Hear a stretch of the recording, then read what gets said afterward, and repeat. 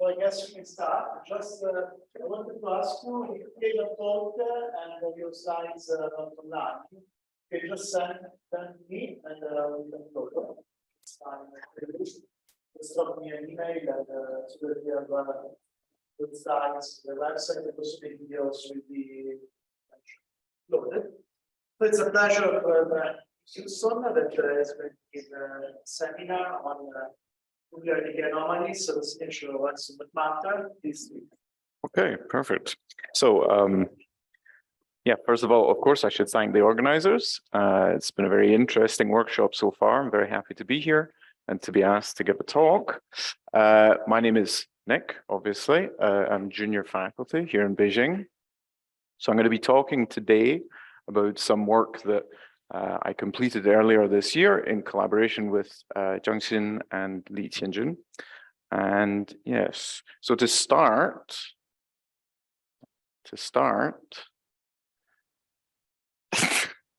off to a good start, okay.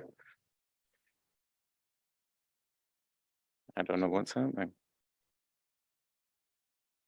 Oh, is that you or me? Okay. Just a switch on. Oh, okay, I see. Okay, perfect, thank you. Right, okay, good. So, to start with, let me just give a very big picture overview of what it is that I'm going to be talking about. So we know, obviously, that fundamentally, there's very good evidence that nuclear decay is a random and spontaneous process. So random in this context means, you know, we cannot precisely predict when a given decay will occur, and spontaneous means it's independent of any external influence.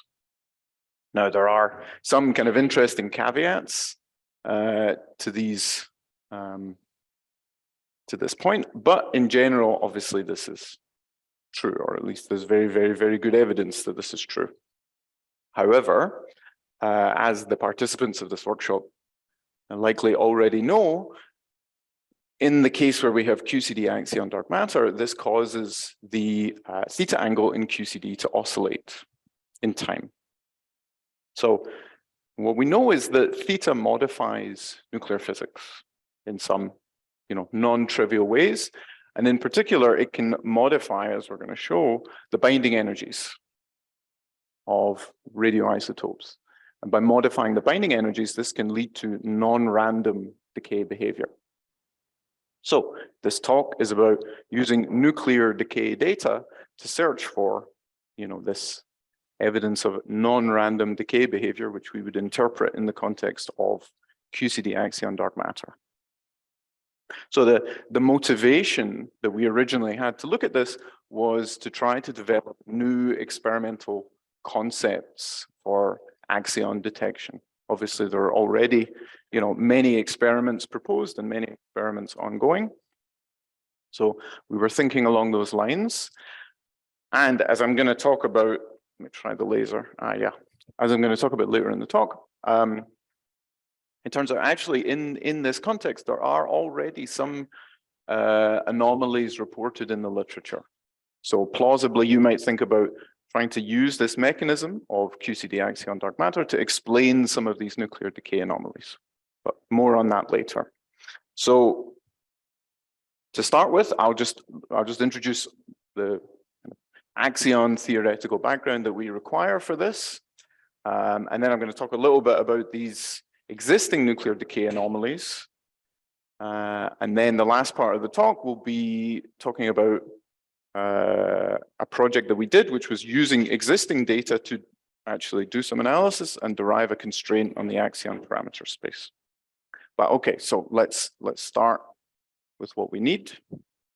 So I think most people are already familiar with this. The QCD axion has the possibility of a misalignment mechanism. So we have the theta term, I'll use this board, we have the theta term in the QCD Lagrangian, and this can lead to, in the case where we have QCD axion dark matter, we expect some oscillation about the minimum of this potential. For QCD axions with some initial conditions, this leads to a relic density that looks something like this, with obviously some assumptions about the thermal history. And the profile of theta today, the theta angle is, cosinusoidal.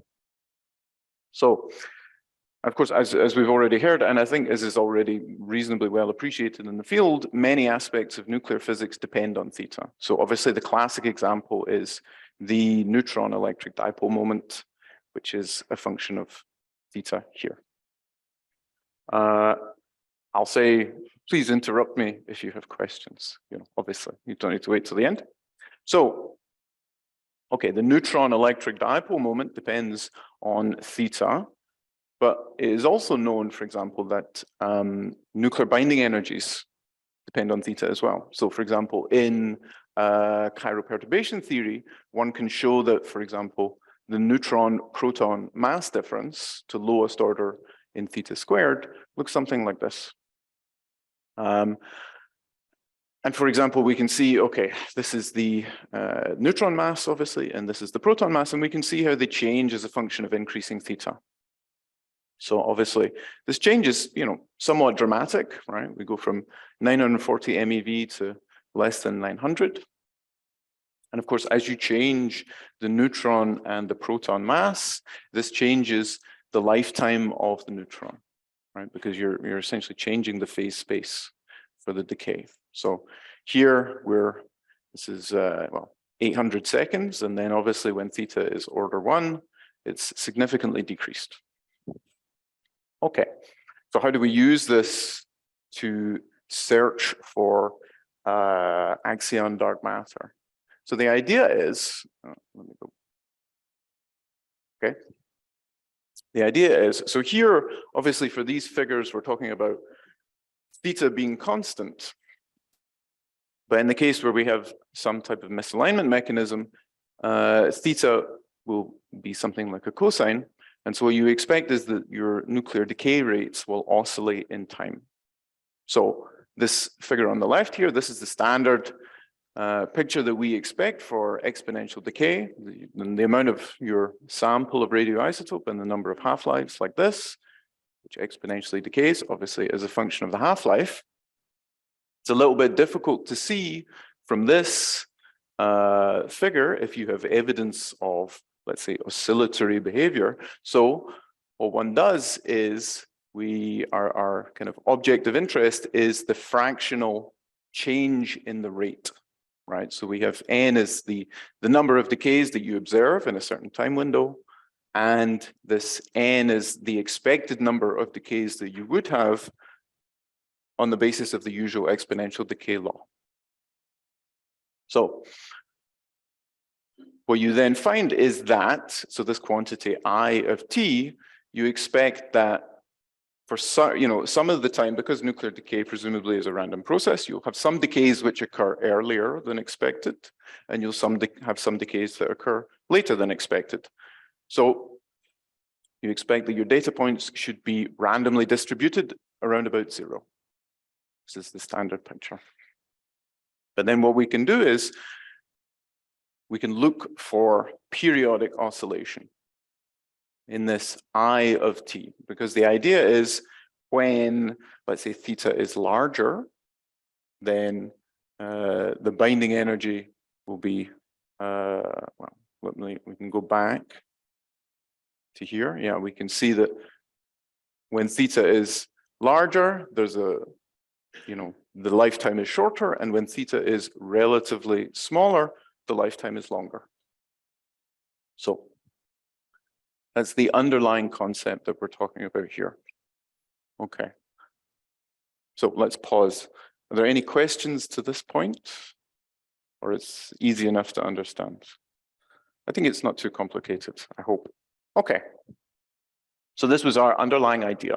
The idea was to look at some, let's say, perform some experiment, take nuclear decay data, and then all you do is just look for evidence of oscillation in your decay rate. Of course, before you actually start to think about building an experiment, you might want to ask, well, is there actually any evidence for this phenomenon in the literature that already exists? Right? And the answer that's perhaps a little bit surprising is yes. So for example, there's a lot of papers, but this is a bibliography. that some authors put out in 2020. And okay, they say recently the belief that decay rates are fundamental constants has been called into question following the observation of various reported anomalies in decay rates, such as apparent periodic variations. So let's take a look. So inside the paper, okay, they have many, this is just a sample of what's available. We have, okay, the isotope in question, the decay, the type of detector, what they're detecting. So this observation here, this is the parts that I've highlighted. This is the period of the claimed periodic effect, the claimed anomaly, and then, okay, institution and some references like this. Yeah. Sure. Mm-hmm. What do you expect without axion? So pretty random, yeah. But still, it's predict. I mean, it's a theoretical prediction about this average. Yeah, you expect just completely, randomly distributed points above and below zero. Okay, flat. Yeah, completely just noise essentially. Yeah, some decays will be earlier than expected and some decays will be later than expected, and there's no preference either way. So the earlier decays, in that case, I will be negative, right? So it'll be lower, and then for later decays, it will be positive. So yeah. But yeah, in the case, what we're looking for is there some, can you fit this to some periodic function? Well, some cosine essentially. Okay. Right, okay, so there's all these, all this literature available. And if we actually take a look inside to see some of these papers, so this is a representative example from this area of literature. So this is the normalized data for radium-226. So they're basically plotting this I of t that we saw previously. And obviously, you can see quite clearly there is some periodic variation, right? I think the statistics that are quoted in this paper, I think they say that the p-value is like 1 × 10⁻²00 or something like that. So obviously it's a very significant effect.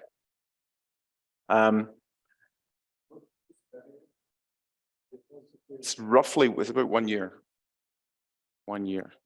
Yeah, so actually you can see if we go back here, I would say most of the periods that people are talking about, it's 1 year, 1 year, 2 years, 1 year, 1 year, 1 year, 1 year.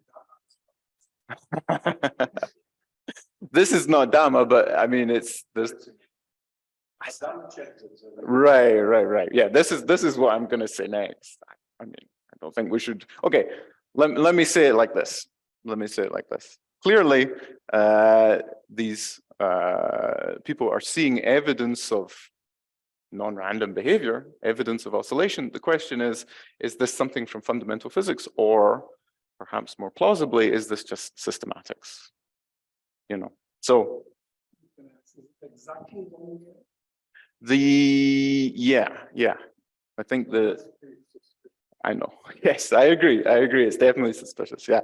So the thing is, I think so. Okay, to explain, in the literature. So for example, the people who made this plot, they were arguing in favor of some correlation between decay rates and the distance between the Earth and the Sun. So they were saying, there's some effect, some effect of solar neutrinos, which doesn't really exist in the standard model, is somehow influencing the decay rate. And so they were specifically, for this particular one, they're specifically looking for something that has a period of 1 year because they expect it to be. This is radium-226. Oh, that's a good question. I don't know off the top of my head.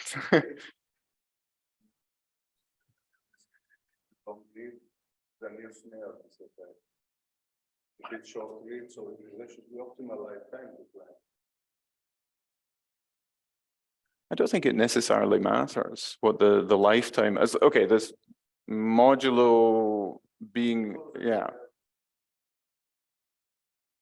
Well, there's definitely some, yes. I think the most plausible explanation for this is that it's systematics. Yeah. So this is why I was gonna. It could be. I need to double check. Sure. Okay. Reasons to be skeptical. Okay, so this is more or less just a repetition of what I've been saying. Should we believe that these claimed anomalies reflect something about fundamental physics? I would say it's important to be skeptical here. Obviously, explanations exist which don't require us to rewrite the foundations of quantum mechanics and modern physics. Most obviously, seasonal variations in atmospheric conditions, right? There's a strong correlation between the time of year and temperature. Atmospheric pressure, things like that. And if your experimental apparatus is not suitably isolated from these effects, then you will see, perfect annual variation. The other point is that the data analysis here is quite subtle, right? It's kind of an interesting point because obviously we think of nuclear decay as something this is physics from 100 years ago or so, but nonetheless, actually, in terms of the treatment of error estimation and things like that, there's definitely some subtle details to the extent that some of the collaborations who work on this, even with the same data set, they can't necessarily agree on what is the statistical significance of a certain observation. So in particular, you can see if we go back to this table, well, if that's possible, there we go. They give all the information, but there's no quoted significance for any of these. So some of these are probably like a 1 sigma effect or something like that. This is variation of the decay products. They observe that they are producing more or less. So these are all counting experiments. So it's basically an excess or a deficit of events in a certain time frame. It's one decay channel, or well, there's many different. For the radium, I think it's just one. Yeah. Mm-hmm. So they observe that it produces sometimes more or less decay. Yeah. Right. Mm-hmm. But okay. So when we were doing this project, we originally had the idea that yes, we can use axion dark matter to get some periodic variation, and then of course we were a little bit excited because it turns out there's lots of evidence for periodic variations in the literature. But okay, I'm inclined to be skeptical about this. So this is now the second. How am I doing for time? I'm okay. Yeah. So the second part of the talk is using this logic to actually derive a constraint on the axion parameter space. So what we did was we said, okay, let's try and do our own analysis here in the context of this QCD axion misalignment scenario. And what we did was we contacted one of the collaborations who were looking at data for tritium decay. So tritium decay is probably in the axion case is probably a particularly good target. Do I have the details here? Okay, so yeah, we did tritium decay. Let me just talk about this. In choosing a radionuclide to look at, one of the things you need to consider is what is the theta dependence calculable? And in general, the answer is going to be no. Right?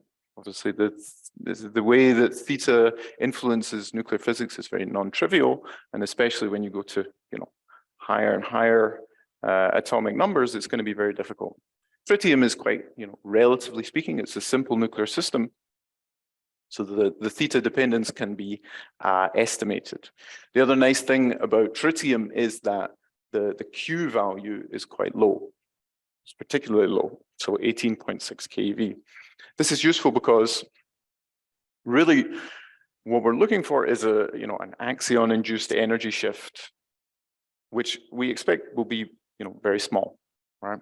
So the lower the value of Q, the bigger the relative change is. So it's useful to have Q for that reason. Tritium is also, because Q is small, like tritium is easy to work with. you know, if you were going to do a future experiment. The other nice thing about tritium is that because people have been looking at it in the context of detection of the cosmic neutrino background, there's been a lot of theoretical background that's already been done. So, okay, so tritium decay. So we have tritium, which decays to helium-3 with a half-life of about roughly 12 years. So we can calculate in the standard picture the decay rate. Here, obviously, Me is the electron mass, G beta is the Fermi constant multiplied by the cosine of the Cabibbo angle. And then we have the Fermi and the Gamow-Taylor decay strengths here. One is parity conserving, one is parity violating. And we have all this stuff, yeah. So this is the matrix elements in here. And then I beta is the phase space of the decay. So of course, one needs to know, in order to calculate the effect of this misalignment mechanism, where does the theta dependence enter? And in principle, it's a little bit of a subtle question. You know, these are, for example, the coupling constants here. These are in medium coupling constants, right? There's the value of the coupling constant inside the nucleus, which in principle could be modified a little bit by presence of theta. You have F naught, so this is the Fermi function, which basically gives a correction for the wave function of the emitted electron due to the nuclear charge, things like that. And in principle, that might be subtly theta dependent, because when you change theta, it modifies the nuclear radius slightly. But okay, in our estimation, really the main place where theta dependence enters here into this picture is in the change between the initial and the final energy of the decay products. So really, this is, you know, similar to the case for the neutron decay that we looked at earlier. So because the mass of the neutron and the proton are changing, mm-hmm. and then yeah, exactly. But also so the mass of the neutron and the proton change, but also the binding energy intrinsic to the, you know, the initial tritium and the final state helium-3 are modified slightly as well, because yeah, well, the physics is subtle. You know, you're changing the mass of the pion and the, you know, sigma meson and things like that. So it changes the intranuclear forces and things like that. But that's the general picture. Okay. Right. Okay. So yeah, mostly theta changes the decay rate here by modifying the binding energies of the tritium and the helium-3. So it essentially changes the amount of energy that's available for the decay. Fortunately for us, these binding energies for 3 and 4 nucleon systems have already been estimated in this paper here. So yeah, the blue is the 3 nucleon system, so that's what we're concerned with here. The width of the band is basically because there's different parameter choices for the modeling of the nuclear physics. In our analysis, we just use the most conservative choice. Okay. Oh, let's go back. Right. Okay. So what we can do is we add some small perturbation to this. So delta E, which is a function of theta, to this EI minus EF, which that's the integral endpoint, right? The upper limit of the integral. And then we can actually do the integral exactly if we use the Primakov-Rosen approximation for the Fermi function, or you can just numerically integrate, it's fine.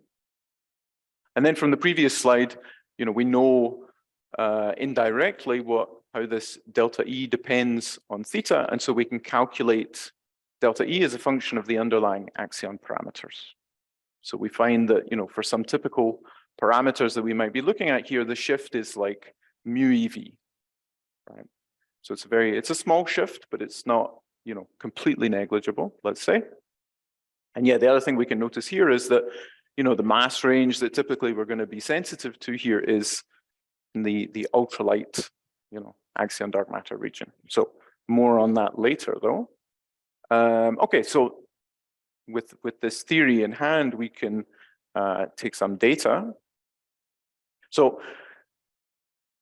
the nice thing, I think, about this kind of approach to searching for axion dark matter is really just the simplicity, right? So the actual experiment that you need for this is really just this, right? You have a laboratory scintillation counter, and a little bit of tritium, and that's it. So you basically you put the tritium into the scintillation counter, and then you put it somewhere and forget about it, essentially. So we didn't do this ourselves. This was some scientists at the European Union's Joint Research Centre in Belgium who had done this already, so they had the data that we could use. Well, I'm going to show the constraint at the end. The answer is yes. But yeah. Okay. Yeah. So all one does, and it's really just a counting experiment, right? You don't really care about the spectrum of energies or anything like that. You just want to count how many decays you have in a particular time period. Okay, so this is how the data look that we got back. Again, so we're plotting this, the fractional change in the number of counts like this. One of the things that you can probably notice is that the data points are not evenly spaced in time, right? So you have there's some time periods where you have a lot of data points, and then some where you have relatively few. This is a kind of a feature of some of the data analysis you do in this field, which, can complicate matters a little bit, because a lot of the standard statistical tools that you have assume, obviously that your data are evenly spaced in time. Okay. So how do we do this? Okay, so the standard tool that we used is what's called a Lomskargel periodogram, which is basically like, least squares fit to a sum of sines and cosines. This is a standard tool that you use more in like radio astronomy, but we can use it here too. So we convert the data into frequency space, and then really the idea is just to use a lot of Monte Carlo to try and place limits here. I'll see, do I have enough? It should be okay. Okay. Right. So in order to do the analysis, we generate, n data sets with some randomly generated data points. And then for each data set, we calculate this Lomskargel periodogram, which basically means converting into frequency space. And then from there, we can calculate the probability distribution functions, cumulative distribution functions for each frequency. And then you can find, correspondingly your 95% confidence limits compared to the power of that frequency. So just to give, yeah. So the lifetime is 13. Yeah, 12 point something, 3. It's so obvious to me that the effect doesn't just average away. If the oscillation time shorter. You seem to be saying that when it decays, that is the relevant line as far as the effect of the axion, rather than the integrated effect of the axion. Well, but okay, so the 12 years is the half-life, right? So that's the time it takes for the amount of sample to decrease by 50%. So in that time window, you will have many decays already, and then you have many decays afterwards also. Yeah, so it's not a case of like we're just waiting for a single decay. Yeah, if you had. Say that when it decays, you're going to compare with and the axion oscillation. Right? Yeah, you're expecting at the time where, let's say, theta is kind of its maximum, you would have more decays at that point, right? Well, obviously, we're talking about ultralight axion dark matter, so well, we'll see we're going to be like 10 to the minus 22 EV, something like that. Well, 10 to the minus 22 EV is like years, the period. Yeah.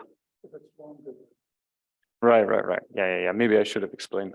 Yeah. So. Yeah. Okay, good. Okay, so this is relatively standard.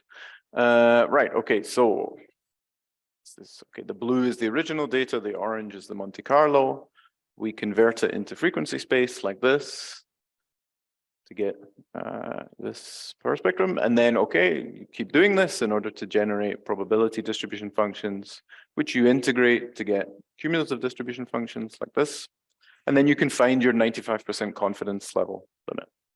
So reasonably standard procedure. So what we find, if we repeat this at each frequency, is this is our original data, and then the 95% confidence level limit on the power is up here, right? So at least for this particular data set, we don't see any evidence of, non-random behavior, which is interesting. I mean, with reference to the original literature that we talked about, there's quite a few groups who claim that for tritium there is, they see evidence of this periodic effect. We didn't find any. So, okay.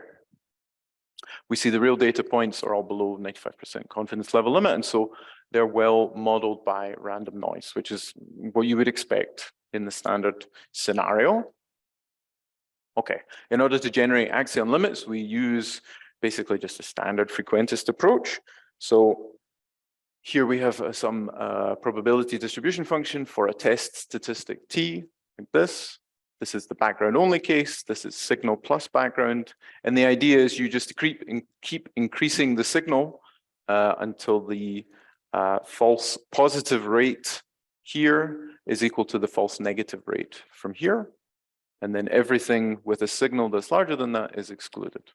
So this is what allows us to, by injecting axion signals into the data set, we can find the corresponding limit on the axion parameters.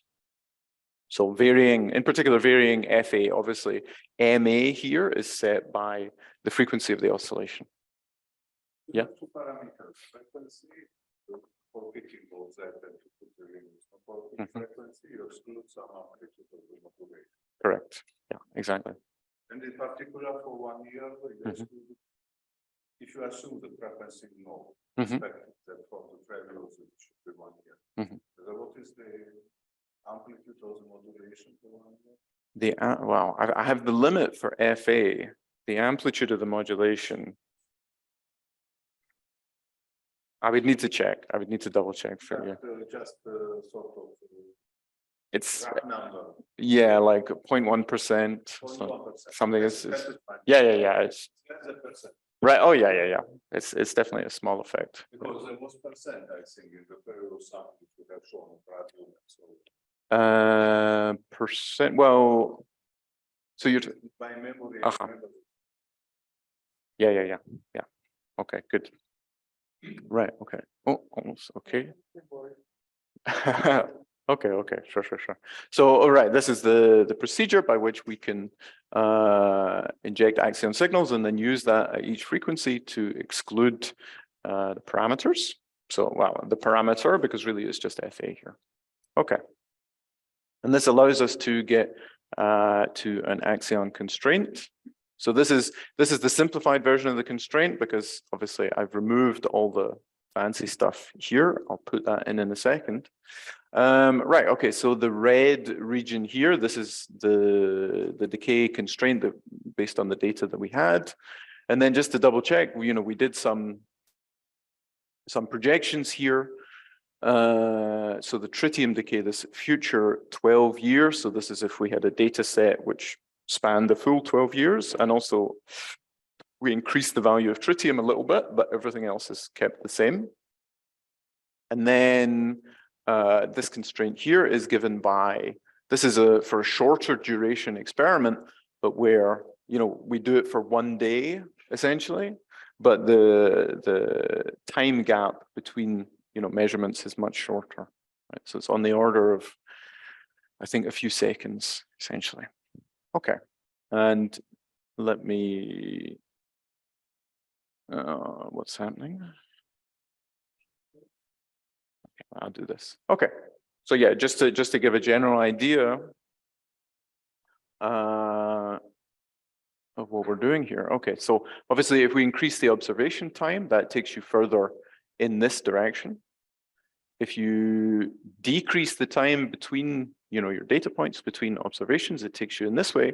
And then obviously the direction that really you're interested in going in is downwards, which corresponds to increasing the amount of tritium, taking more data points, also potentially the use of other radioisotopes. So something like, we're using tritium where the Q value is like 18 keV, but there's other radioisotopes like rhenium, is it rhenium 187, where the Q value is about 2.6 keV, which in principle, because the Q is smaller, that will give you greater sensitivity.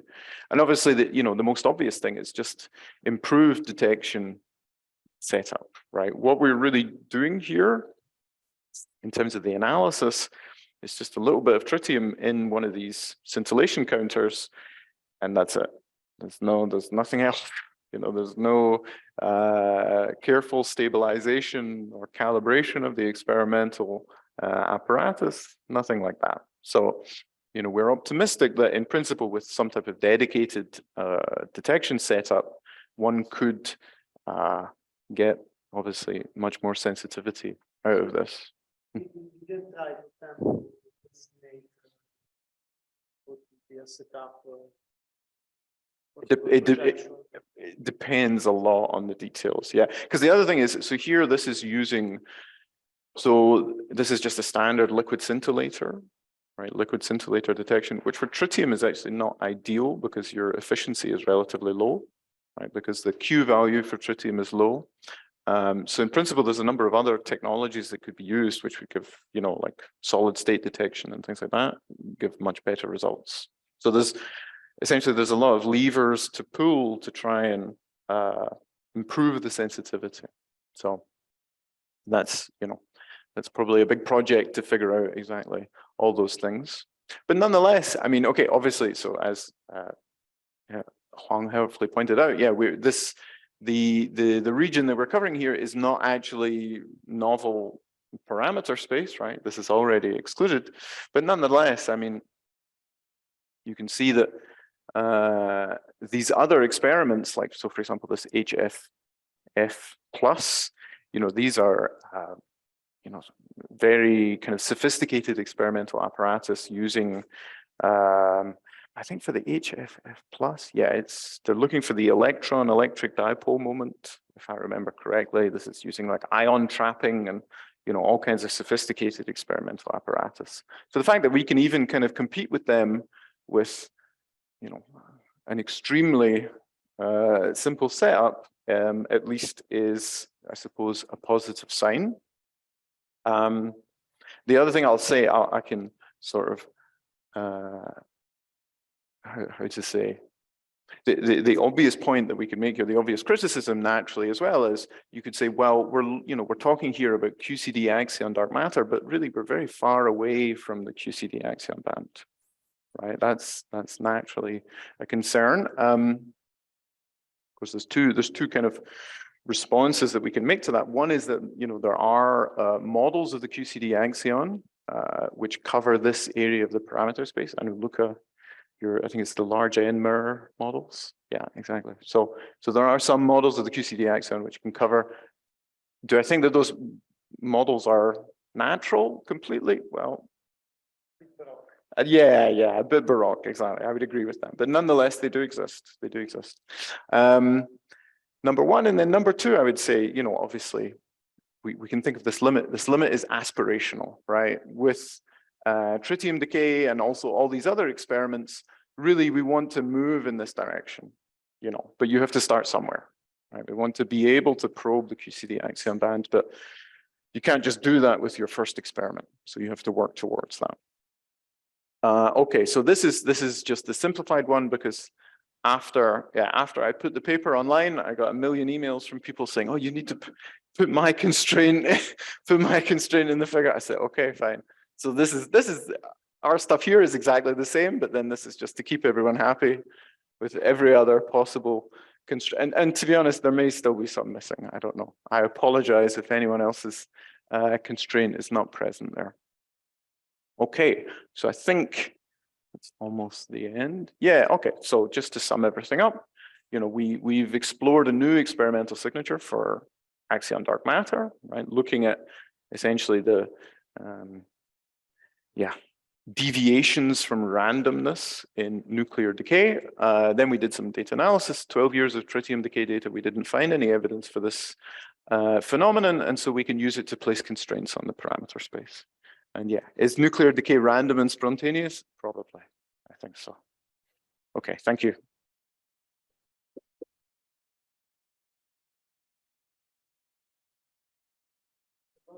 this principle.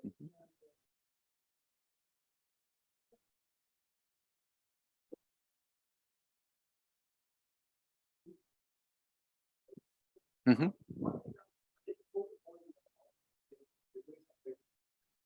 Sure.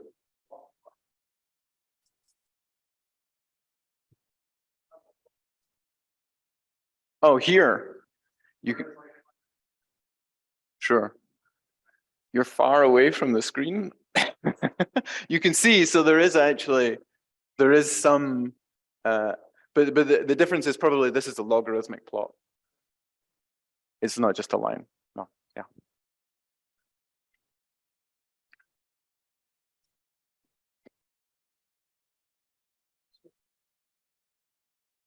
I was wondering if there are other QCD properties of the hadrons that, of course, they are all affected by this theta. Mhm. And so the paper you were mentioning, presumably was the paper by Meissner Mhm. collaborators. Yeah. So did they study also other hadron observables? Yeah, they did. The issue is once you go past like 3 and 4 nucleon systems, it's very difficult. I think people don't necessarily know how to calculate accurately. So yeah, I think the most sophisticated part of what they did was the binding energies for 3 and 4 nucleon systems. But in general, definitely, I mean, you know, the changing theta has all kinds of subtle effects, and so there could definitely be other better observables. Yeah. This future is one day, it means that you can test somehow one day modulation. So yeah, for the 1 day, that's the total length of the data taking period is 1 day. So, and then the gap between individual measurements is on the order of seconds. So yeah, and you don't. So going to test the second. Mhm. Yeah, exactly. Yeah. So for example, it's Right. 12 years of the Exactly. Yeah. So you could show a point. Freedom. On the scale. Yes, so there's a few subtle points. Obviously, tritium is expensive, so there's naturally a limit there. But the other, probably the bigger problem that you're going to run into would be pileup. Yeah, exactly. So these limits take into account the possibility of running into pileup. Yeah, but this is probably one of the, let's say, the disadvantages of this particular experimental approach. The advantage would be the overall simplicity because you're just counting. The disadvantage is, yeah, you're not, strictly speaking, in the background dominated regime, right? Because you're relying on the signal in order to count the effect. So yeah, it's a problem. What happens if you take seriously the initial Mm-hmm. So you mean like for the radium that I showed in the beginning? The issue is with the radium, we don't know how to calculate the theta dependence, right? Because that's like radium-226. It's a very complicated nuclear system. So I don't know how to calculate. I don't know if anyone knows how to calculate in that particular case. So yeah, we can't really say much for that. Yeah. Neutron in the end directly measured, it becomes more sensitive. It always remains more sensitive. Mm-hmm. Yeah, exactly. So if you find contradictions, you can find anything and to say something. Probably I'll double check my own analysis, I think. You know, the neutron, obviously these neutron EDM experiments, they're using very sensitive, you know, NMR and things like that. Possibly, but I think it's more likely the mistake would be on our side. Yeah. Questions? It's not, then we thank again Nick and we go for now.